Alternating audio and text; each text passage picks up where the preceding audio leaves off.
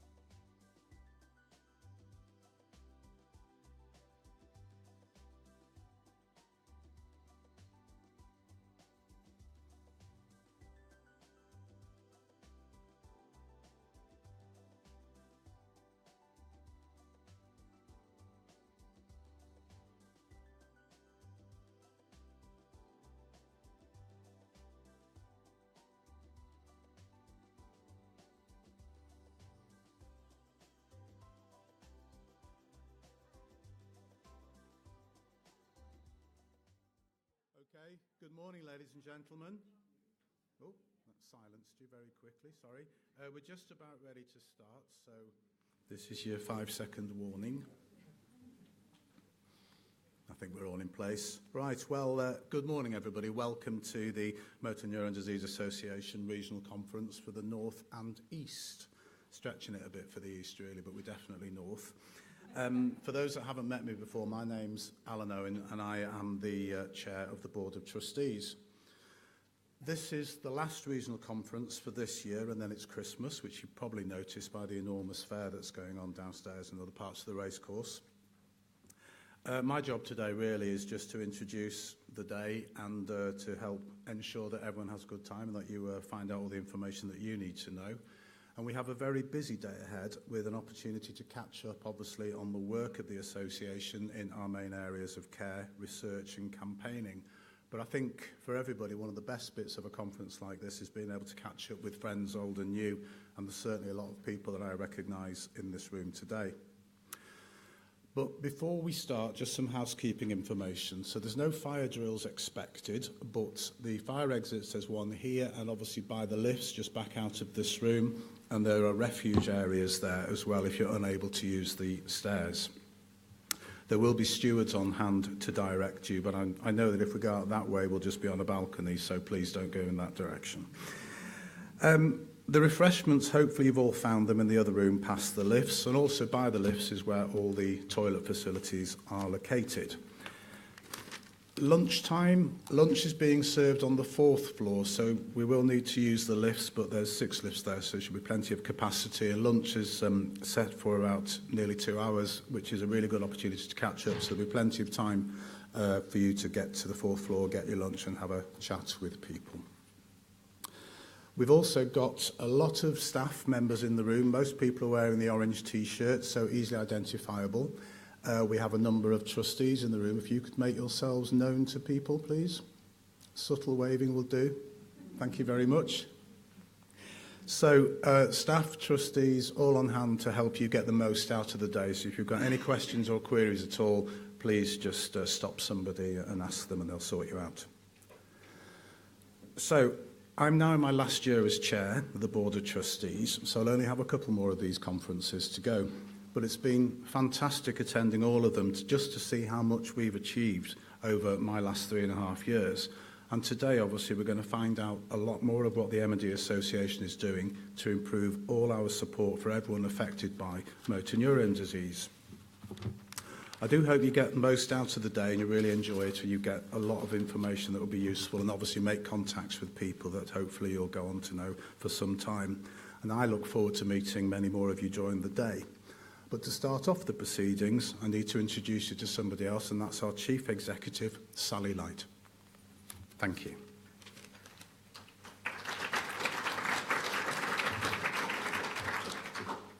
Thanks very much, Alan.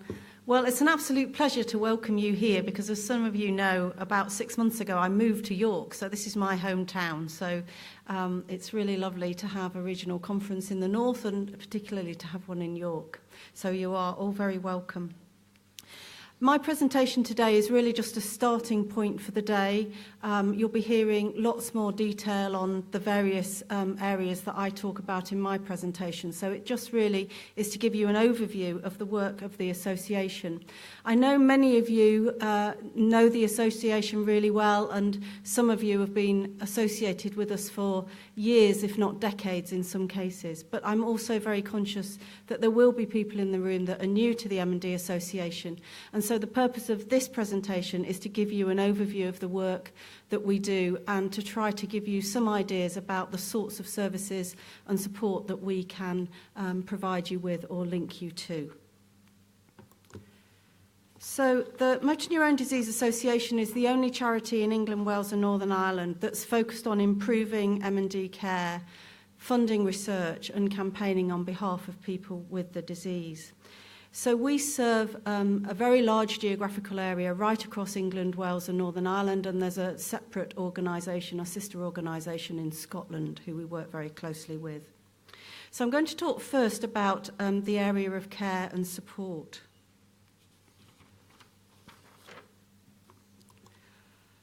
Our focus and our vision is a world free from M&D, so we are working to find treatments for the disease and eventually a cure.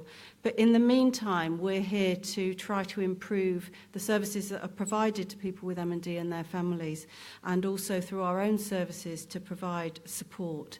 So we're seeking the cure, but at the same time caring for people living with the disease now. And there are lots of ways in which we do that. We've produced a short film which gives people an overview of the services that we provide and the things that we do and how you can access those services. This is actually the film premiere, the York film premiere of this film. So it'll be really interesting to see what people think of it. Personally, I think that you're going to have to listen hard because I think there's a lot of information, but be reassured that we're going to pick up lots of those themes throughout the day, so don't worry if you don't catch all of it. How can the Motor Neurone Disease Association help you? If you've been diagnosed with motor neurone disease, or MND, or know someone who has, our services can make a real difference. Our MND Connect helpline is free to anyone affected by the disease. While they cannot give medical advice, our team is experienced in providing information, signposting to services, and just listening. Our online forum is a safe place for people to share experiences and support each other. It's free and you can join through our website. We provide information on daily life with MND, managing symptoms, care needs, and planning ahead. We provide resources for people living with MND, carers, children and young people, and health and social care professionals. Find all of these publications and many more on our website. Our branch and group network across England, Wales and Northern Ireland provides support, information, and ways to meet other people affected locally. Association visitor volunteers can signpost support and guide you, your family and carers. Our dedicated staff, including regional care development advisors, can help ensure that local services are delivered in a coordinated way. We part-fund MND care centres and networks. These teams of experts in motor neurone disease improve the coordination of services between healthcare, social care, research and voluntary sectors. This can help ensure you get the right care at the right time. If you can't get to a care centre or network easily, you can still receive coordinated care through your regional neurological services. We run regional conferences throughout the year to give you the opportunity to meet others affected by the disease and to hear the latest news in care, campaigning and research. We loan a limited range of equipment when it's not readily available from health or social care services, including riser recliner armchairs. Referrals for equipment loans are needed from a relevant health or social care professional.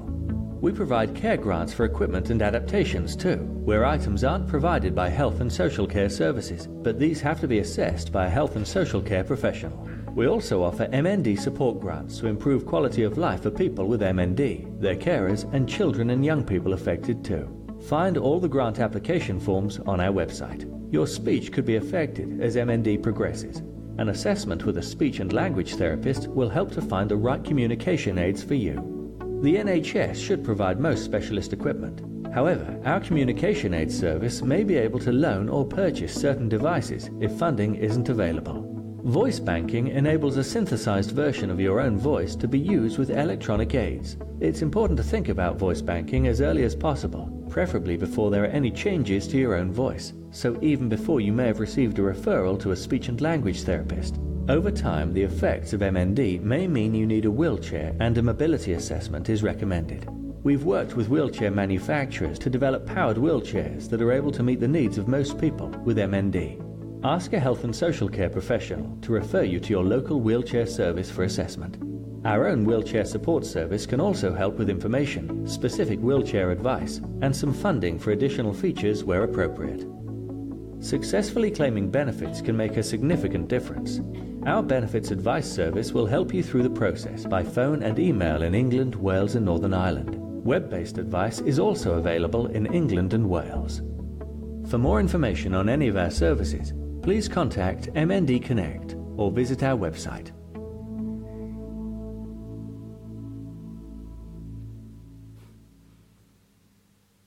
Gosh, so quite a lot of information in there, isn't there? We are developing our video resource, and it's always really helpful to have feedback on anything that we produce. So since you are the very first audience for that film, it would be really helpful to have any feedback. So if you want to catch me during the day, please do, and I'll make sure that that gets captured. There was a huge amount of information in there, but some of it at least is summarised on a leaflet that you've got on your table, which is a kind of a road with the various things that we provide, and you'll also see the same graphic on a huge barrier out in the reception area. And the most important thing to remember is the number for M&D Connect, which is behind me here, so perhaps a good thing to write down. If you do want to see the video again, it will be available on our website from Monday. As was mentioned in the video, one of the things that the Motor Neurone Disease Association does a lot of is provide written and digital information on all elements of M&D support and issues that people with M&D and their families are interested in. So we do have a list of all of the information that we produce. It's available both in hard copy form and also on our website. So if there is anything that you're interested in finding out more about, then please do talk to us about that. We have got people from M&D Connect, our helpline, here today. So if you've got any specific questions or if there's any of those leaflets that you would like, then please just let us know and we can get those to you. I'm going to move on now to research. So the M&D Association funds research itself, but also promotes research, M&D research, and encourages others to fund M&D research. And we do that for a number of reasons: to understand the causes of M&D, including some of the genetic factors, in the hope that that understanding will lead us to new treatments and eventually, of course, one day to a cure, but also to make sure that we invest in research which will help us understand how to care for people living with M&D now in the best possible way. And the association funds research across all of those areas.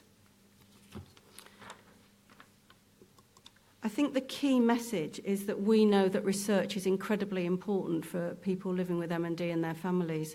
When we got the Windfall Ice Bucket Challenge money in 2014, we wrote out to our 8,500 members and said, what would you like to spend this amazing windfall that you've raised for us?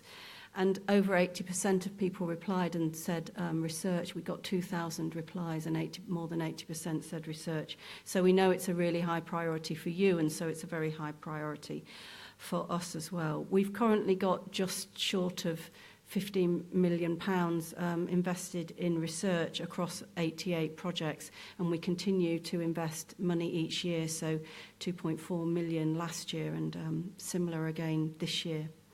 Perhaps one of the most important things that we do, though, to promote research is that we host the International Research Symposium on M&D every year. I think this year is our 28th symposium, and it will be in Boston in the US. And that research symposium has grown from 30 people in Birmingham all those years ago to 1,100 people last year in Dublin, and we're expecting about the same again in Boston this year. So that's an amazing opportunity to bring the brightest and the best researchers from right across the world together. And through the connections that they make at that symposium, we know all sorts of new collaborations and data and research findings sharing has taken place. So I think it's a massive contribution that the association makes to global research, and one we're very proud of and will continue to invest in. You're going to hear more about research today. It's usually, when we get the evaluations of these days, it's the bit that people enjoy and get the most out of. So you'll hear from Sadie Val, our research grants manager, and also from Dr. Harris Stavroulakis, who's doing a presentation on his work on nutrition. Our third area of focus is campaigning and awareness raising. So we champion the rights of people with M&D where we feel that people are not getting the service that they need, and we work to ensure that people with M&D and their families have a very strong voice. So we do that in all sorts of ways. We know that awareness of motor neurone disease is a really important thing for our members. Too many people still don't know what motor neurone disease is. So we raise awareness both with the general public And one of the ways in which we do that is through our June awareness campaign, and I hope many of you might have seen our posters this June.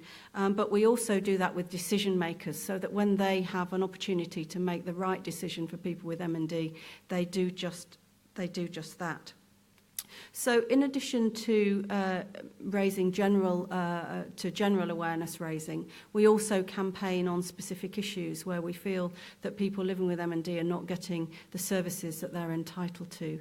And we have a range of areas in which we are currently campaigning, and you'll hear more about our campaigning work later in the day, which I'm sure you'll find really interesting. It's an area of our work that we've grown over the last few years, and we've had some notable successes, which is very encouraging. So, in summary, our purpose is to be here for our members. We want to make history by finding a cure for motor neurone disease, and as I mentioned, our vision is a world free from MND. But until then, we need to make sure that the right care and support is available, and we do that both by influencing others and also by providing services ourselves. I'm very conscious that there is a huge amount of information available, and it can be incredibly bewildering, particularly when you've only just had a diagnosis of motor neurone disease, to really try to find out how to access what and what you need and what might be available and how you get hold of it. So really, I think I just want to leave you with one thing that, if you only remember one thing from the day, might be the most helpful, which is the MND Connect number. So if you have any questions at all, then that's a single point of access to specialist advice and someone who can help you to navigate what can be a very complicated system in order to get what you need. So I hope you enjoy the day. You'll hear more about all of the things that I've just touched on as we go through the day, but you are very, very welcome to York and also to the Motor Neurone Disease Association. Thank you.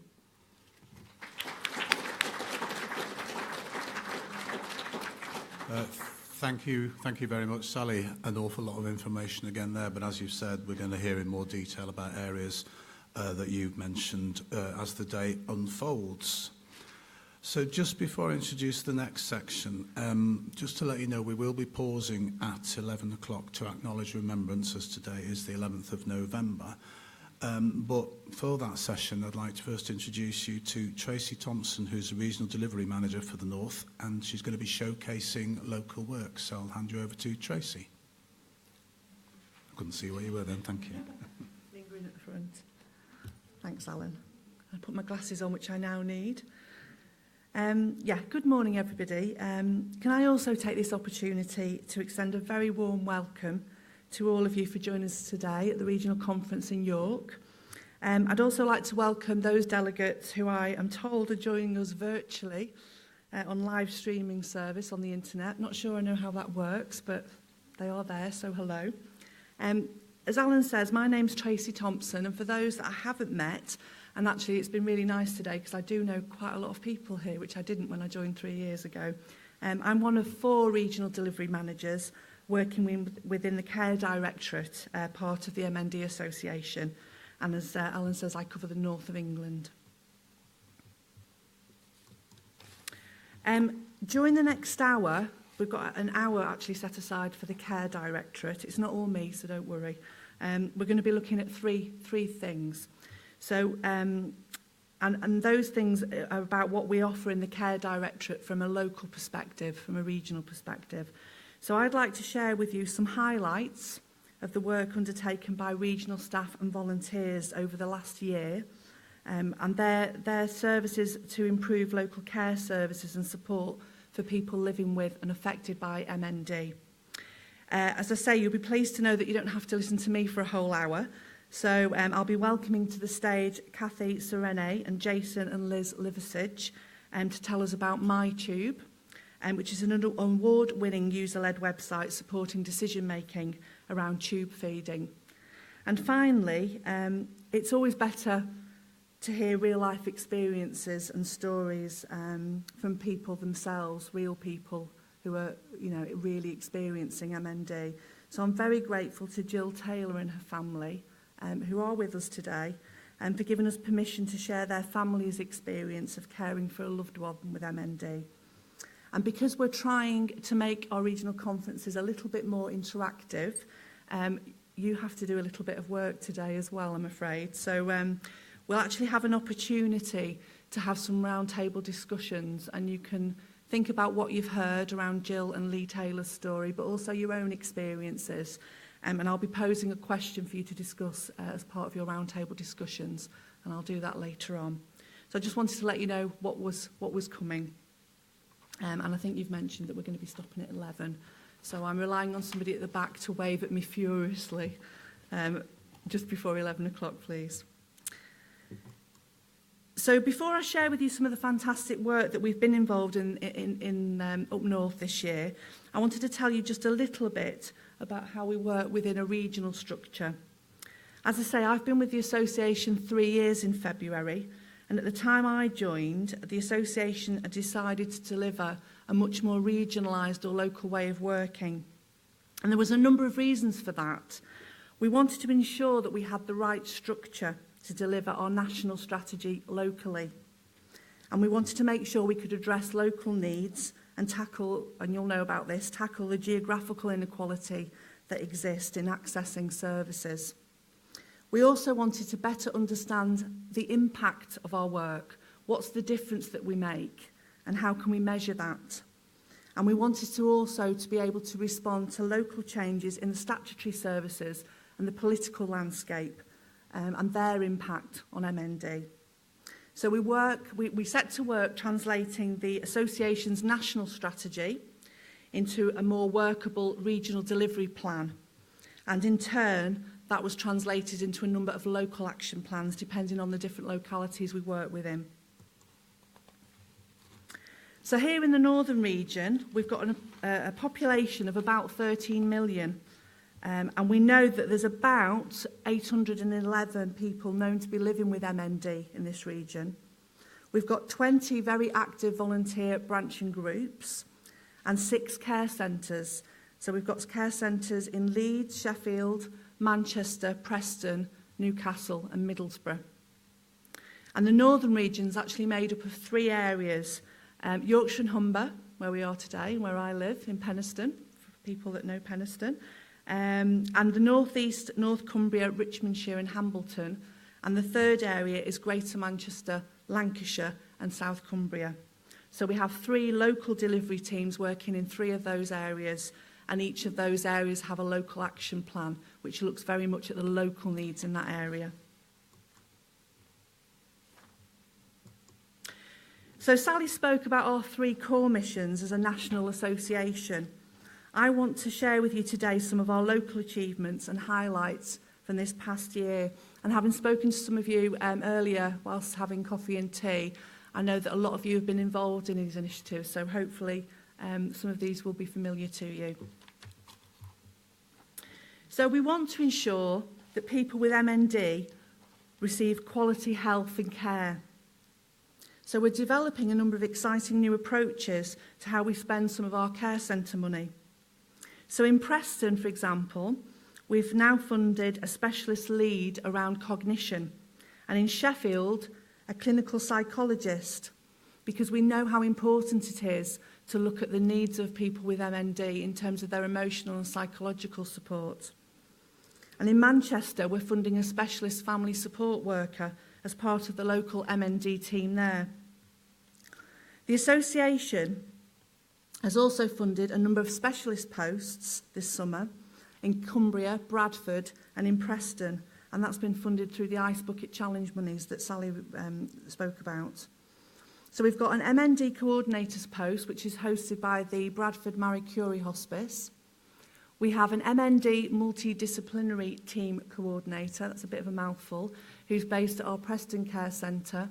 And we've also funded a community outreach practitioners post, which is based at the Eden Valley Hospice in North Cumbria, but covers the rural areas in North and West Cumbria, because we know it's sometimes difficult for people in those rural areas to actually make it up to the care centres. The association is keen to ensure that people with MND have access to the most appropriate services delivered in the best possible way in order to meet their needs. So to this end, we've developed an audit tool.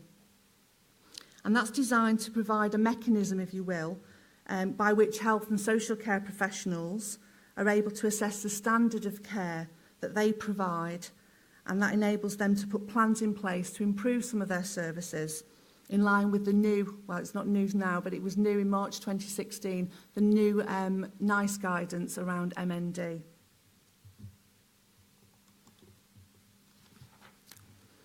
Our Darlington and Durham group, I don't know if anybody's here from Durham and Darlington today. Nobody's going to wave at me, are they? They funded a voice banking equipment for their local speech and language therapist team. And that's actually led to them being awarded a Trust Innovation Award for the service this year. We've also established a new one-stop clinic in Harrogate, where association visitors who are volunteers have taken on the role of clinic volunteers. And I've actually met a couple of those today, which has been really lovely this morning. We've also established a new service in partnership with the Marie Curie Hospice and the Newcastle Care Centre. And the Living Well programme, which was launched with some taster sessions this summer and now runs weekly during September, the programme offers an holistic package of complementary care with services that are tailored to the individual needs of people with MND and their families. So there are complementary therapies to soothe and relax and help with symptom relief. I can see some nods over there. Some emotional support available to support individuals with their illness. Relaxation techniques to help relieve stress and anxiety. And we also help people with MND to identify what's important to them, for them to be able to realise a better quality of life. And again, I've spoken to some people, I think Mike and Rose, who are over there, hi Mike and Rose, who are real advocates for that service. So if anybody would like to speak about that later, they're the people I think probably better to speak to than me.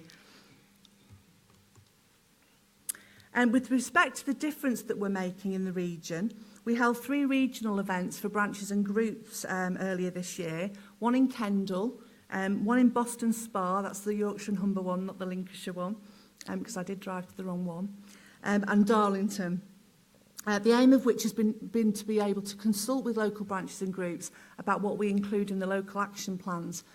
And actually one of the really lovely outcomes from that is that we've actually now agreed to establish branch and group forums on a regular basis. We'll meet we'll meet twice a year. And we already do that in the North West, but now we're going to have a similar model set up in the Yorkshire and Humber, the North East and in Cumbria as well. We've developed a number of new support groups for people with and affected by MND this year.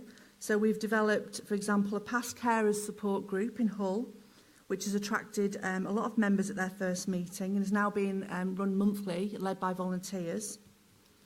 We've also a new support group in North and North East Links, which covers Scunthorpe, Brigg and Grimsby. And that's all been through the efforts of regional staff, volunteers, people with MND themselves and their families and carers. And can I also give a quick shout out to a number of our northern branches and groups who've had some important birthdays this year. So I think the Sheffield branch have celebrated their 20th anniversary. I know the Cleveland branch have celebrated their 30th. And I'm told that it's the first birthday, is it this week, Sarah? I'm looking for Sarah. Just gone, for the York group, which is wonderful, because I think it was about 2 years ago that Alan gave a shout out to see if anybody would be interested in starting that up. So that's absolutely fantastic. I know they're doing wonderful work. And I think, yes, a big one. I believe there's a cake somewhere, but that's for later. In terms of advancing local research, I know we talked about a lot about national research, but locally we've been able to commission a hypnotherapy scoping project at Newcastle using some more of the Ice Bucket Challenge monies. And we've had the final report from this, and the study suggested that hypnosis can be successfully used with people living with MND. So that's really exciting. Some of the reported outcomes have indicated that it can reduce the impact of symptoms on a person's daily life, allow them to relax and dissociate, and generally improve their emotional well-being, which obviously leads to improving their quality of life generally. So we're currently looking at other avenues of funding to see if we could continue with some of that research going forward. We can achieve so much more when we collaborate with others. So this year we've worked closely with a number of partners. We've worked with the West Yorkshire Rotary Club, and through their kind donations we've been able to pilot a small AIDS equipment scheme. And because people with MND present with motor weakness, the use of small AIDS equipment can enable greater independence in day-to-day living activities. So simple things like adapted cutlery, eating and drinking equipment, pen grips, they're fairly low in cost, but quite often they're not available through statutory services, as I'm sure you'll know. So we've purchased a number of small AIDS kits to be used out in the community by our occupational health teams. And they've been purchased for 8 community teams across West Yorkshire. And actually one of our RCDAs today, Sal Hastings. Sal, can you wiggle your hand about so we can see you? Sal's kindly is going to be available in the drop-in area later, and we'll be able to demonstrate some of that kit. So do visit Sally during the break if you fancy having a go of something. We've also, working with others, our regional team have worked with a fantastic group of young people who were part of the National Citizenship Service in Huddersfield. That young people have helped promote awareness locally about people with MND and their families, and their overall aim was to persuade Kirklees Council to adopt the MND Charter. So young people were accompanied by Michael, a person with MND, and his wife, and they addressed the council cabinet meeting in the summer, and as a result the council have agreed to discuss the charter in full at their next all-party motion meeting. This year has also seen us begin to scope a number of potential new initiatives based on the local need, based on what people like yourselves are telling us they need locally. So we're looking, for example, at people with MNDs and families' spiritual needs, working collaboratively with Preston Care Centre and some chaplaincies across Cumbria and Lancaster University's palliative care consultant. We're also starting to explore the legal needs of people with MND and their families, so issues such as guardianship and power of attorney. And following a questionnaire we did locally with people with MND earlier in the year as part of our local action planning, we're keen to explore solutions to the issue of future financial planning, which is different to welfare benefits. It's about, people worrying about what will happen to their spouse and family in terms of future finances. So that's something that we're keen to scope this year as well. And finally, we're working in partnership with the Eden Valley Hospice Family Support Service in Cumbria to better address the needs of children and young people and for whole families affected by MND. So a number of things to watch this space about.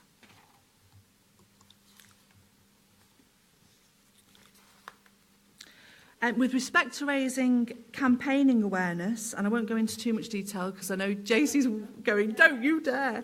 I'll just say very briefly that we've now got 16 adoptions in the north, and we have, I think there's been 4 this year, but I won't go into detail because JC will absolutely crucify me. We've got 7 volunteer campaigns contacts now in the north. And we've also had a number of northern landmarks lit up in MND Association colours this year as part of the Awareness Month. And I'm sure some of you were there. We've had the Blackpool Tower, Berwick Bridge and Newcastle's Millennium, try saying that, Newcastle's Millennium Bridge. And following our national report on the financial impact of MND, 3 of our campaigns contacts up north took part in our summer challenge to raise awareness of the cost of MND with their local MPs and to ask about employment and support allowance and extend an invitation to our parliamentary reception which took place in October. There are so many wonderful fundraising stories to report, but just a few highlights if I can. We've organised a number of fundraising events this year with our branches and groups and our wonderful volunteers. Just a couple of highlights. 30,000 was raised with our partnership with the West Yorkshire Rotary as their chosen charity. The Tony Hoppers Fight Back Fund has raised over 10,000 already this year. Sorry? Is it 30, Eric? Is it really, since I've written this? There you go. Over 30,000 for the North and West Cumbria group, which obviously Eric is here today. And the publicity for that's also helped open doors for campaigning and the adoption of the Charter in Cumbria. The newly formed Durham and Darlington group have raised over 8,000 so far this year. And we've also secured the Charity of the Year partnership with the Mayor of Stockton, which was worth 10,000. And we've hosted absolutely tons and tons of Walk to Defeats, which have obviously raised awareness but also funding. And just a quick shout out to South Yorkshire branch, Scarborough and Bridlington group, and I think there was one at Hardwick Hall as well, which was jointly organised by Cleveland, Hambleton and Richmondshire and Durham and Darlington, and over 100 people took part in that. So thank you to all our branches and groups locally who do so much in the way of supporting families and raising awareness and fundraising. People are, of course, our biggest resource, and we couldn't do what we do without the dedication and commitment of our volunteers. At last year's regional conference in Leeds, you told us that we needed to recruit more volunteers, particularly association visitors. So we developed a very ambitious volunteer recruitment plan this year, and our target is to have 75 volunteers in the North by the end of the year. We're currently up to 55, with another 10 in the pipeline who attended our training in Manchester last month. But obviously we're always looking for volunteers, so if anybody knows of anybody, please let us know. There's a lot, regional staff, have worked hard this year to think of more creative and innovative ways of recruiting volunteers. And so we've worked in partnership with local hospices in West Yorkshire and North and West Cumbria to upskill a number of their existing volunteers to become MND Association visitors. And we actually have a new partnership with the Harrogate Hospital volunteering team, leading to new support volunteer roles in their MND clinic. And greater collaboration with Manchester Care Centre has also led to increased numbers in clinic from 2 to 6 volunteers this year. And finally, I just wanted to talk about the rates of people with MND known to the association compared with the expected prevalence, which we continue to monitor. And some of the things we're doing up north to improve this includes working with the care centres, the branches and groups, and obviously the health and social care professionals locally to develop much more robust referral mechanisms. So, for example, we're looking at much more numbers of volunteers in our MND clinics. We're looking at better branch and group local information and packs to be in clinic as well. More training for our association visitor coordinators. And also following up with those people with MND and families, and I was talking about this morning with a couple, who may not have wanted information and support at the point of diagnosis. We're all different, everybody experiences a diagnosis differently, but who may want some support or some contact with the association further down the line. So that's pretty much it from me. Please keep in touch. I don't get out to see everybody all of the time, although I do spend most of my life in my Civic Honda. I do try and get out to see as many of you as I can, but my contact details are on the slide behind me. I'm now going to hand over to Kathy Sereni and Jason and Liz Liversidge to tell you about the MyTube initiative. And I'll be back after that to discuss support for families and carers. So thank you for your time. And over to Kathy, Jason and Liz. Thank you.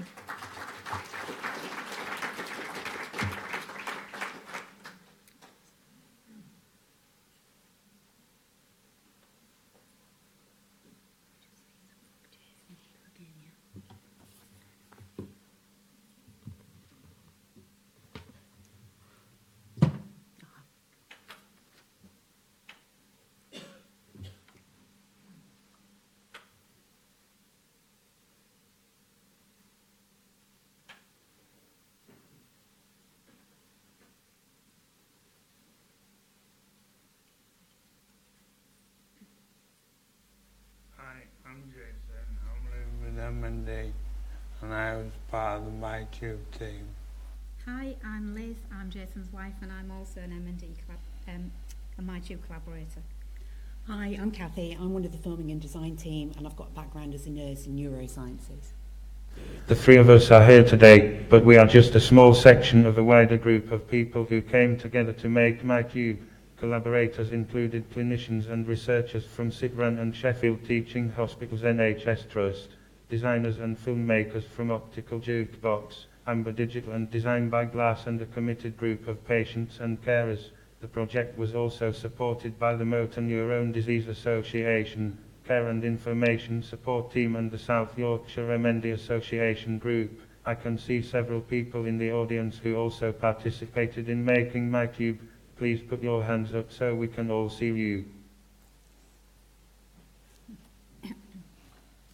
So what is MyTube? MyTube is an online patient information resource on gastrostomy feeding, the type that's fitted directly into the stomach through the stomach wall, and related nutritional issues for people with MND. What's unique about it is that all aspects of its design and content were co-developed with patients and carers. It covers thinking about having a tube, having one fitted, and living with a tube. Here you can see the home page, and the following 2 slides show some of the pages you can navigate through. MyTube was launched in March of this year, and we're keen to spread the word far and wide, which is why we're here today.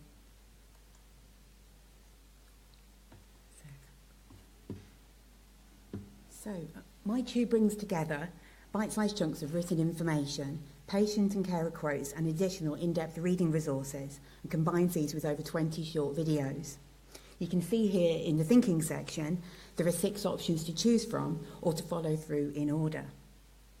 MyTube blends clinical information and research findings with real day-to-day life and shows a range of experiences and emotions around feeding tubes, making your mind up very quickly, like Jason and Liz did, delaying having one fitted due to various concerns, like Terry and Rose did, or having one fitted as an emergency, like Marlene and Trevor. Also of key importance was striking the balance of what it's like deciding to say no, like Chris and Brian did, if that's the option that you choose.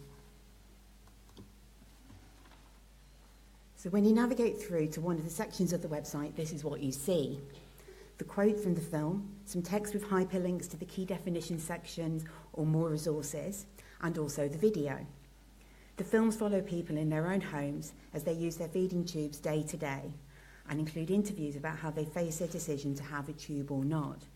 Alongside these are short how-to guides and troubleshooting tips, as well as insights into what it's like to care for someone with a feeding tube.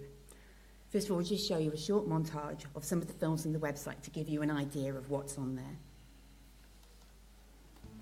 Hello, I'm Terry, and this is the tube that I live with. Hi, I'm Jason, and this is my tube. I've never seen a tube in anyone or a tube itself before. I'd agree to have one. I never had chance to talk to an actual person living with a peg, and this is why I agreed to take part. If only they would have had this video before I had my tube, I would have definitely thought, well, it's a lot of advantages. This website has been developed in collaboration with people that are living with MND and who have feeding tubes, and they've very, very much guided the type of content that we have included, and it will give you their insight into how it is living with a gastrostomy tube and feeding via a gastrostomy tube. Well, one of the reasons why I resisted having a peg tube fitted, well, I imagined something like a lump of large hose pipe sticking out of your tummy and made noticed by everybody. I had the idea that I had to have my potatoes, meat and food that I normally have liquidized and put down the tube. I did not realize that it was a completely different formula. Once the tube is placed, you will receive training and support on how to manage the feed and the tube yourself, if you're able to do that. If you're not able to do any of the aspects of care or do the feeding, then we would then see if maybe your family can support you with that. Or carers or district nurses may also be able to support you with the feeding. Your care team would discuss with you how would be the best way to manage the feeding if you were not able to do that yourself. But when we do the medication in the morning, I have the carers come. They have to crush the tablets up for me. That's only because I've got a bad wrist. There's a couple that's really soft and I can do them, which you've seen me do. But I have the carers come, they crush them all up. All the liquid ones I can give myself, they give you a bit of time at first to learn how to do it. They've said they won't let you do it. If they didn't think you were competent, they won't let you do it anyway. It's confidence again. And at first, I'd be checking the list and checking whether I've got right one or not. But you get to know what's required, when they're required, and how to do it. That's it. Off you put that in there. I think originally we didn't know what having a tube was all about, and we worried that it'd be really complicated and that it would impact on our lives. But in actual fact, it's turned out to be the best thing we've done since Jason was diagnosed, and it's really easy to deal with. You know, in fact, our 3-year-old and our 4-year-old often get involved and help with the tubes, setting up the feeding pump, etc. And Poppy, in particular, who's 3, loves to do the flush. So actually, if you think about it, it's just child's play.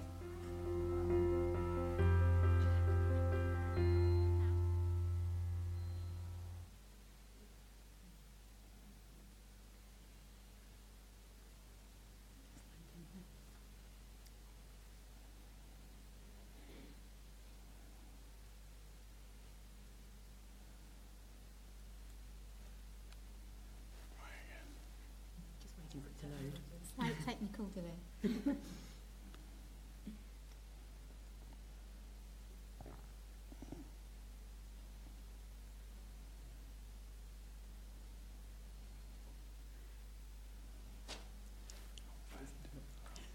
Just bear with us for a moment. It works in practice.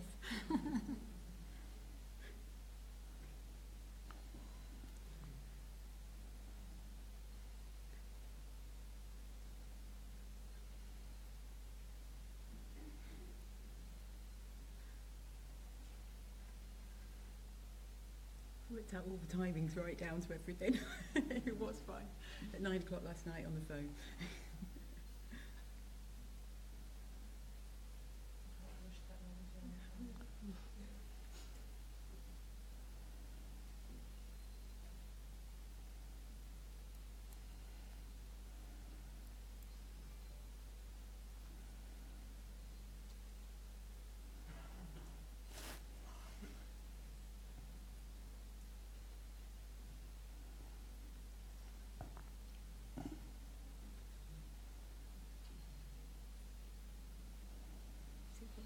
Wearing away or something.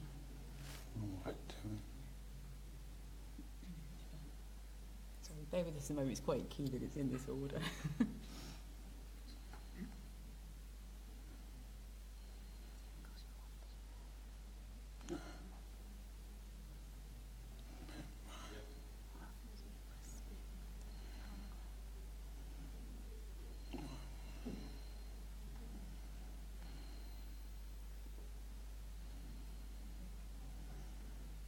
I think the computer's got nerves.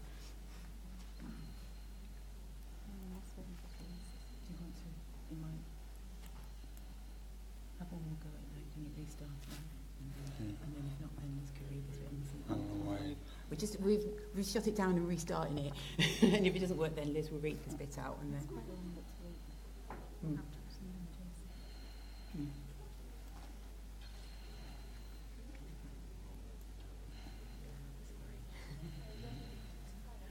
Just restarting it. Hopefully it will work. Just waiting a few minutes to. Yeah, just the longer the piece is, the longer it takes to prepare to read. Yeah. No, we have the timings down to a fine art last night. Yeah, we rehearsed it several times on the phone.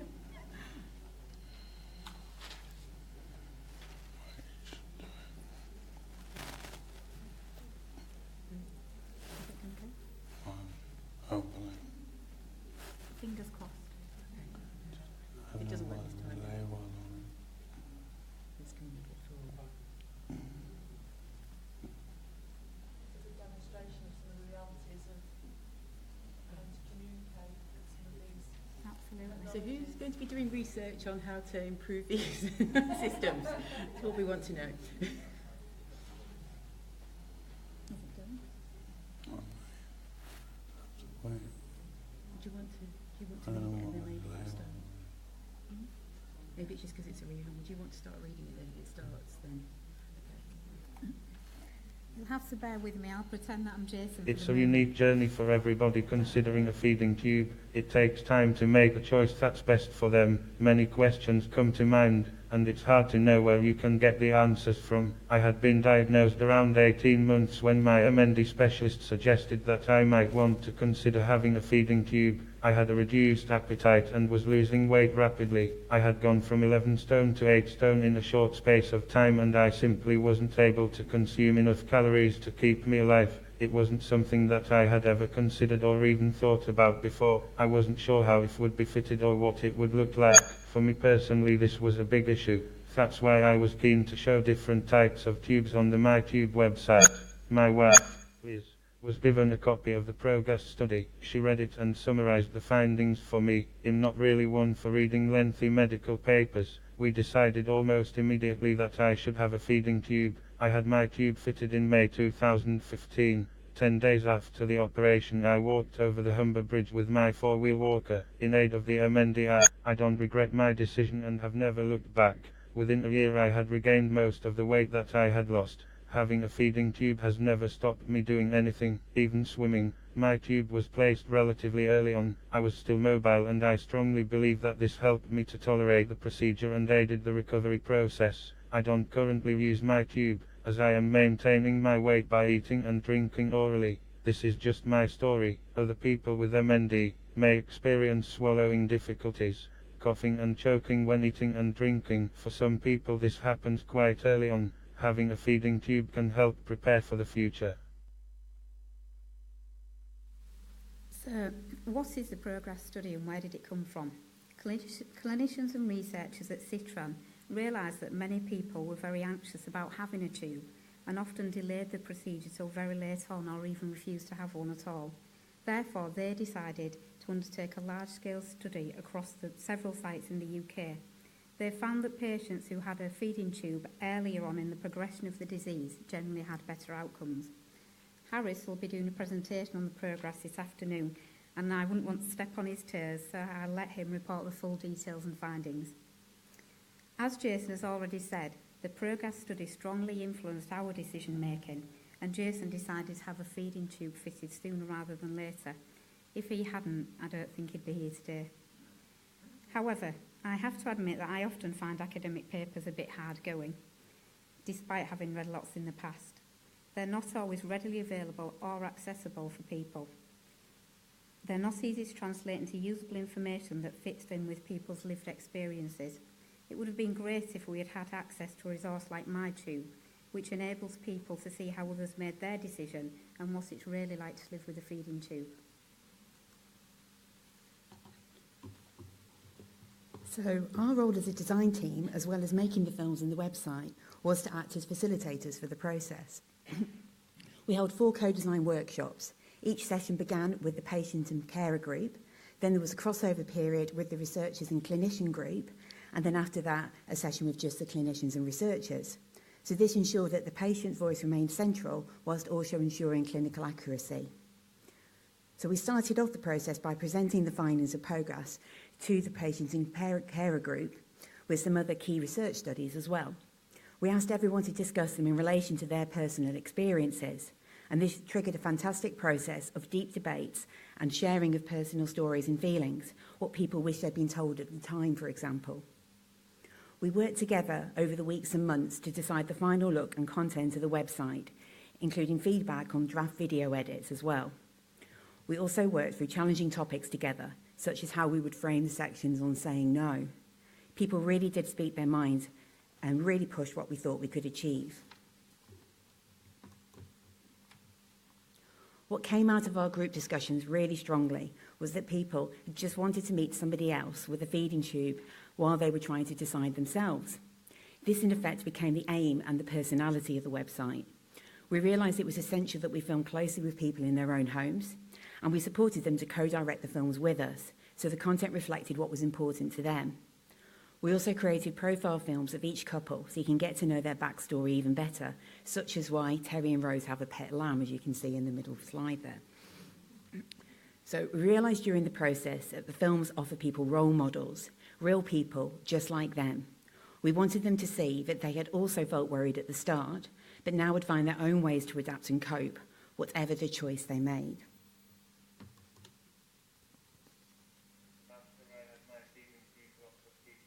Touch with me to ask about it, so I decided to make my own YouTube video to share my experience. This was surprisingly successful and has had over 850 views.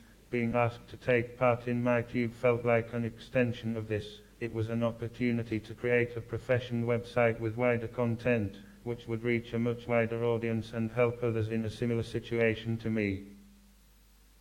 The workshops really gave us the opportunity to meet and work alongside other people with MND, their carers, clinicians and professional designers and filmmakers.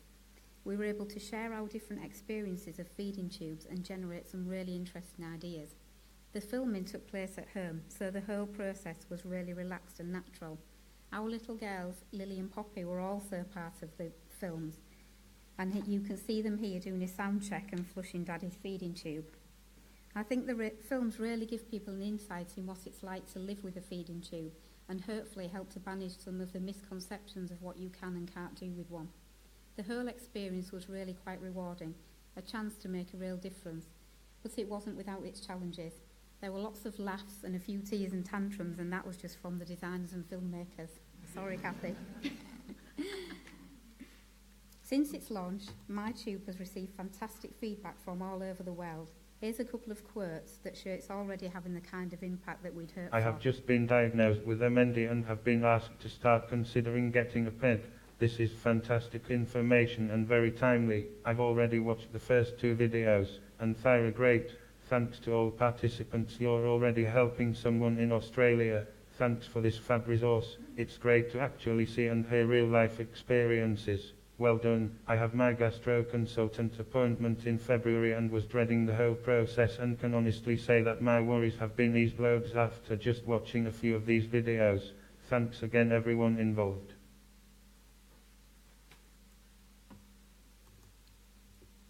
So it's been so rewarding to hear the stories of how MyTube has already helped individuals, and we've had some great feedback from clinicians too. The cherry on the cake this autumn has been winning several awards at the BMA's Patient Information Awards and being named the Complete Nutrition Magazine's Resource of the Year. This project is for me the one I'm most proud of, and this is because of how central patients and carers have been to every design and content decision made, and how close we've all become as a team during the making and even since it was launched. Since making MyTube, both Marley and Terry have sadly passed away. They made an outstanding contribution throughout the process and will both be fondly remembered. Of course, they're now immortalised through film and will continue to help other people with MND for many years to come. MyTube is already an award-winning website and we are very proud of that, but its future success will be determined by you. Please take the time to have a look at the website and share the resource. If you or someone you know has MND and is considering having a feeding tube, we envisage that clinicians might use MyTube as a resource to generate further discussion with patients and their families if they feel that a feeding tube may be necessary. It could also be used by MND Association visitors in the patient's own home. MyTube can be viewed on any platform such as a computer, tablet or smartphone. Please help us spread the word and help more people with MND. You could tell your clinician, specialist nurse, GP, dietitian or district nurse about MyTube. You could talk about it at your local support group if you go to one, discuss it on MND forums or share it on social media. So we're going to have a minute's silence, please. Thank you.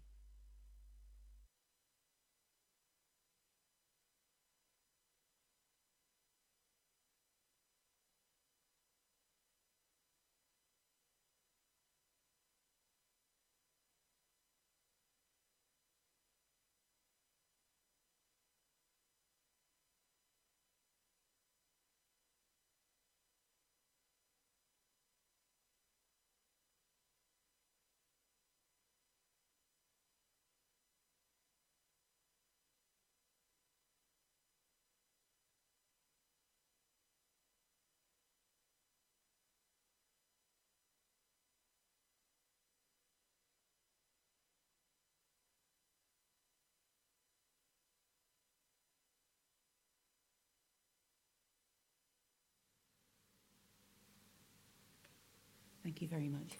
We're nearly there. So what next? Well, some of you may be aware that we made a website a few years ago called MyNIV, which was our first project and a working pilot website. We're now going to be updating this using what we've developed and learned from MyTube, more films and so forth, and expanding it out to be My Breathing as well. So watch this space sometime next year. That will be coming to you.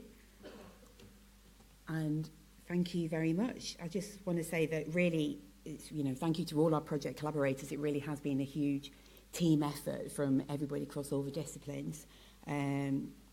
Please feel free to come and talk to us over the day. I'm absolutely convinced we haven't got time for questions now, have we? But please do come and speak to us. And also Dave and Brian, who put their hands up earlier, if you want to wave again. Well, Brian's in the kilt, you won't miss him, and there's Dave. But yeah, please do come and talk to any of us. Yeah. Thank you very much, guys. Thank you.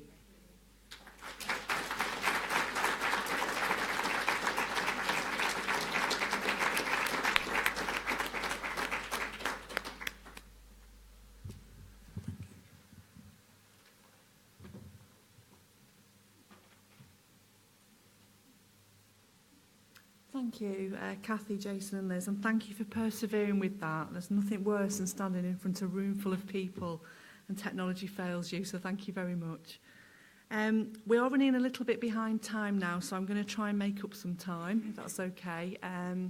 So what I suggest perhaps we do is we have our discussions around the tables, which would be great, but maybe we won't feed back just now and then we can catch up with the time. But there are facilitators on your table who can take some notes. So is that okay with everybody? Does that seem okay? Right. As I said at the beginning of the care section, we're extremely grateful today to have Jill and Lee Taylor. I'm not sure where they are, and I'm not sure if they want to be identified, but if they do, you can wiggle your arms. Yes, there we go. With us today. Lee spoke really poignantly, actually, at last year's conference in Leeds, so I'm really grateful for them to be here again today. Jill has kindly given me permission, to share her family story of living with MND with all of you today. Jill's actually asked me to read the story for her, and I hope I'm able to convey, Jill, some of the honesty and compassion and bravery in every single one of the words on this page. I found myself very emotional when Jill sent this to me late one night and I was reading through it, particularly as a wife and a mother of young children myself. But I'm going to try and do it justice, Jill. So this is Jill's story. When we married, I promised in front of my friends and family to look after and support Lee, no matter what, for the rest of our lives. That's exactly what I'm doing and intend to do for the very best of my ability. That is what makes me a carer. Last year, you heard Lee speak about his journey with MND. This year, it is my side of the story, although unlike Lee, I do not feel able to say these words aloud myself. My friends constantly tell me how strong I am. And deep down, I do know that I am. I'm just not always able to talk about what is happening to my family without breaking into floods of tears. It's just how I am, always have been. I do not yet consider myself to be a carer in the way many understand it, though in many ways this is exactly what I am. By no means do I do everything for Lee, but what I do and have done for the 2 years and 3 months since his MND diagnosis is to look for ways to support him to live the life he wants to be living and not the one he is being forced to live as slowly his motor neurons fail. My carer role is that of a problem identifier and solver, constantly looking and adapting, hopefully in an unobtrusive manner. What hurts is when we encounter another thing that Lee can't do, feel the frustration and loss. Grieving becomes a part of your life.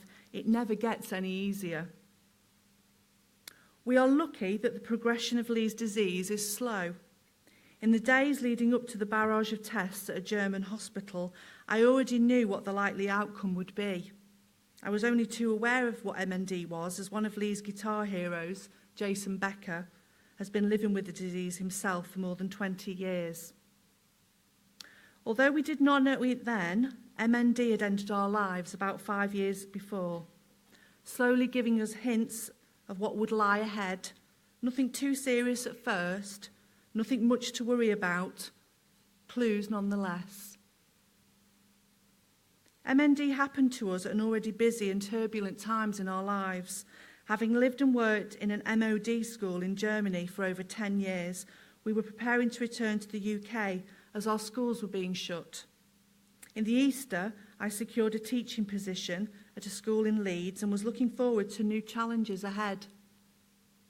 Lee received his diagnosis in July 2015, just as we were leaving our amazing support network of friends.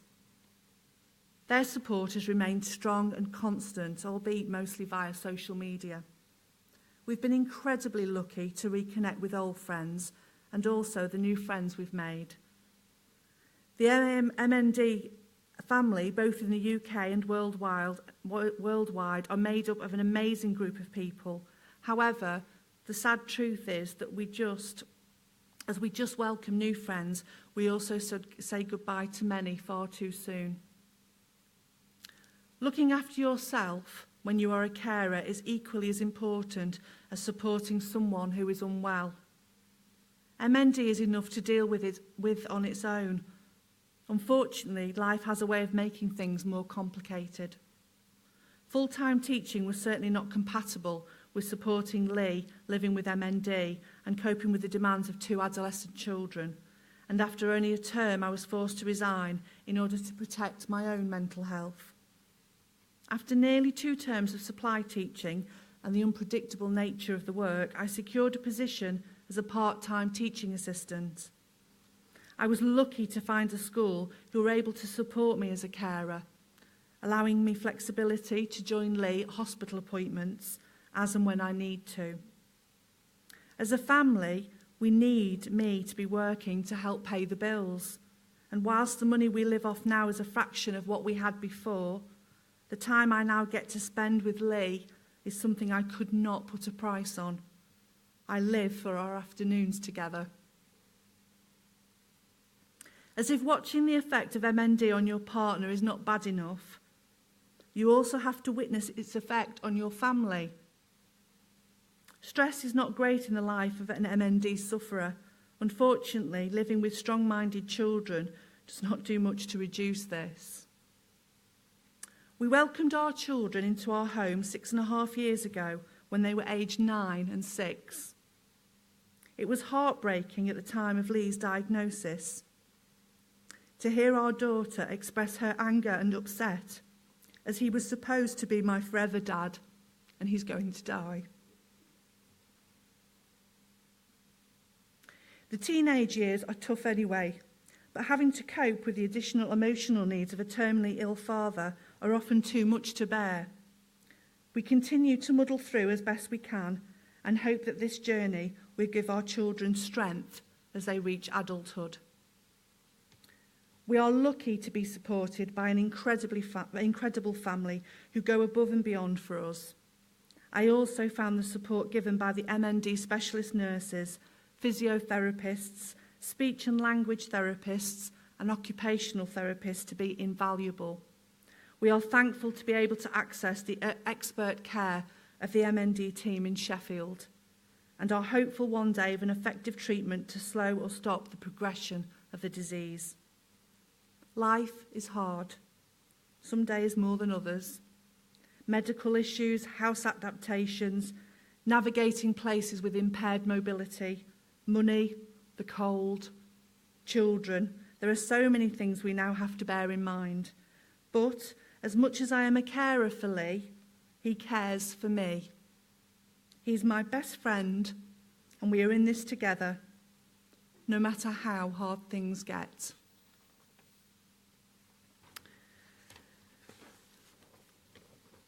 Yes, thank you.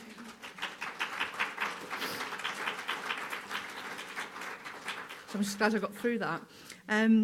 It's a really powerful piece of writing, Jill. I'm sure everybody will agree, and it's always so much more powerful to hear somebody's story in their own words. So thank you, Jill, for sharing your story with us. Very brave, I think. So, just listening and thinking about what you've heard, because we are trying to sort of involve people a little bit more in our regional conferences, I'd like you to all spend the next 10 minutes on your tables discussing what you've heard, perhaps drawing on your own experiences, and to consider the following question. What could the MND Association do, or do more of, to support the needs of whole families and carers, including children and young people affected by MND? There's a facilitator on each of your tables, one of our regional staff or volunteers, so they've got the questions, so don't worry about retaining it. And then I was going to ask actually for you to agree one idea or comment for us to feed back. But because we are running quite behind time now, I'd still like you to do that. And what I'll ask is I'll ask the facilitators to share those with us later. And we're going to go back and make sure that they're included in our local action plans. So if you're joining us virtually online, please feel free to send a comment in as well, or an idea, and we'll make sure that that's included. So thank you very, very much. And I hope you have a great debate on your tables. Sorry, there's a question. Can you have a facilitator? Oh, have you got just a chair with a virtual facilitator? Yes, I shall come and facilitate.